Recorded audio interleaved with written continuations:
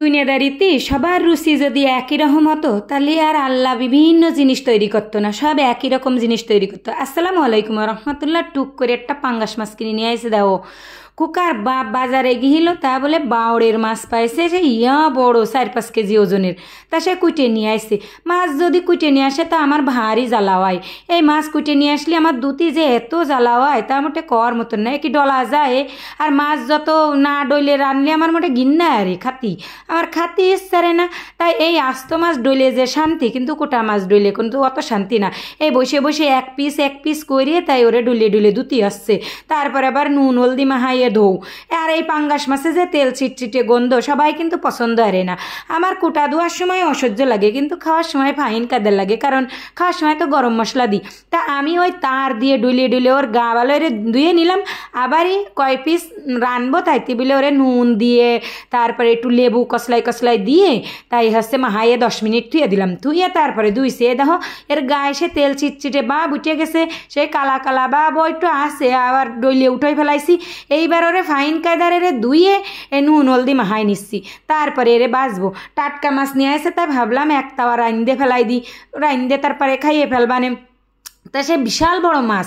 আমি আর আমার খোকা কিন্তু ফাইন এই পছন্দেরই। খোকার বাপ কিন্তু পাঙ্গাস মাছ খায় না। খোকার দাদি ছিল, সে কিন্তু রুটি দিয়েও খাতো, এত পছন্দ করতো যে সে রুটি দিয়েও পাঙ্গাস মাছ দিয়ে খাতো। আমরা আবার অত না, আমরা বাদ দিয়ে খাতেই পছন্দেরই, রুটি দিয়ে আবার মাছ খাওয়া যায় নাই। সে খোকার দাদি খাইতো, আমরা আর খাচ্ছি না। আর এই পাঙ্গাস মাছ ভাজতে গেলেই যে কি জ্বালা, চুলোর আশেপাশে মানে 1 কেজি তেল ছিটকে যেয়ে পড়ে। তা সে জাগিয়ে যেয়ে যে সময় রান্না শেষ হয়ে যাবে না সেই সময় ধুয়ে মুছে পরিষ্কার করে ফেলবানি। তা পাঙ্গাস মাছ কিন্তু আমি বাইজে ফেলাইছি। বাইজে ওই তেলের মধ্যে 1 খাবলা পেঁয়াজ কুচি দিয়ে দিলাম, আর দিলাম কয়টা জিরে গুঁড়ো। আমার আবার বাটা জিরে ফুরোয় গেছে, তাইতে ভাবলাম একটু জিরে গুঁড়ো দিই। নুন দিলাম, আবার শুকনো জলের গুঁড়ো দিলাম, হলদিও দিলাম। দিয়ে একটু পানি দিয়ে ভালো করে মশলাটা কষাই নিচ্ছি। কষাইনের পরে যে সময় তেল উঠা ভাব হয়ে যাবে সেই সময় এর মধ্যে একটু পানি দিয়ে দেবো। যতক্ষণ তেল না উঠবে ততক্ষণ কিন্তু পানি দেবো না। এই যে তেল উঠে গেছে এখন পানি দিছি। দেখো পানি কিন্তু একটু বেশি এরে দেবো, কারণ এই বড় লক্ষ্মী কড়াইতে পানি দেওয়ার সাথে আমার মনে হয় ফুরোয় যায়। এই বড় লক্ষ্মী কড়াইতে আমার রাঁধতে পুষায় না। তা মাছ যেহেতু মাথা হেসছে বড়, মাথা দেখলেই তো বুঝতে পারতেছ তোমরা কত বড় মাছটা। আসলে মাছটা 4 কেজি ওজন হইলো। তা খোকার বাপ কিনে নিয়ে আসে, তো ওই জন্য আর ভিডিও করি নিয়ে। যদি আমি কিনতাম তার নির্ঘাত ভিডিও না করে এরে কিনতামই না।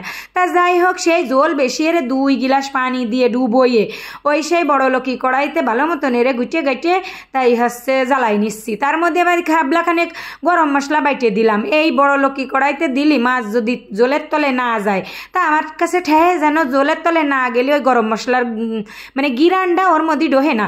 তাই আমার সেই ছোটো লক্ষ্মী কড়াইতে ডালিয়ে নিলাম, কিন্তু বড় লক্ষ্মী কড়াই আমার আর সহ্য আসছে না, মনে আসছে রাঁধতে আমি জুত পাচ্ছি না। তা সেই ছোটো লক্ষ্মী কড়াইটার মধ্যে ঢেলে নিলাম।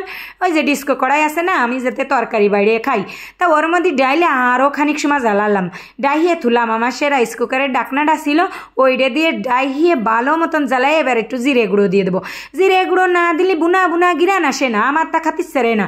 আর এইরাম কায়দা করে যদি রান্ধো তাহলে পাঙ্গাস মাছের গন্ধ তো পাবাই না, উল্টো আবার মনে করবে যেন গোশ দিয়ে খাচ্ছি।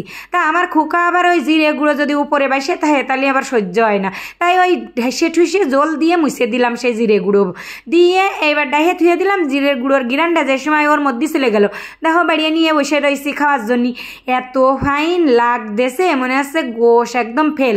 আজকে দুপুরে কিন্তু আমি আর আমার খোকা এই পাঙ্গাস মাছ দিয়ে খাইছি, আর খোকার বাপের জন্য ওই 2-3 দিন আগে একটু গোস্ত থুইলাম, ওই দিয়ে খাইছে।